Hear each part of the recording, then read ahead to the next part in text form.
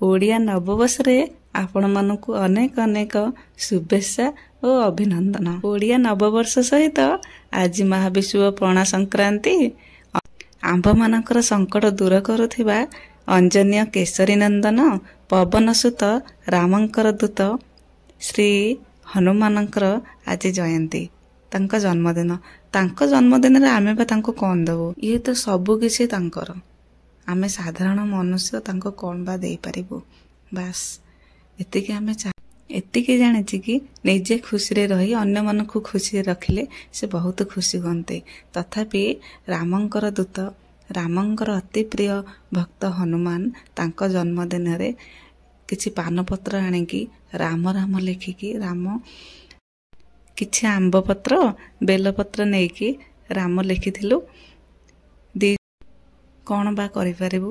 2 ଜଣ ଏତିକି ହିଁ ଭାବିକି ପାନପତ୍ର ଆମ୍ବ ବେଲପତ୍ର ମିଶେଇକି ମାଳ କରିଥିଲୁ।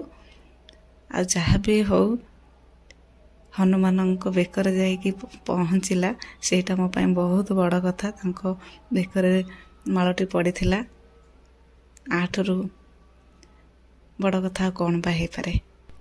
ଦେଖନ୍ତୁ କେତେ ସୁନ୍ଦର ଲାଗୁଛନ୍ତି ଅଞ୍ଜନୀୟ କେଶରୀ ନନ୍ଦନ।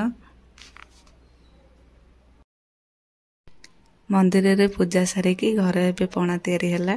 ଯେହେତୁ ଆମର ପଣା ସଂକ୍ରାନ୍ତି, ପଣା ହେଲା ମୁଖ୍ୟ। ଆଉ ଚଉରାରେ ପଣା ଦିଆହେବ ଘଡ଼ି ବନ୍ଧା ହେଇକି।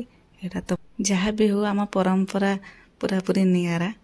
ଆଉ ଭଲ ବି ଲାଗେ ଏସବୁ ପୂଜାପୂଜି କରିବା ପାଇଁ।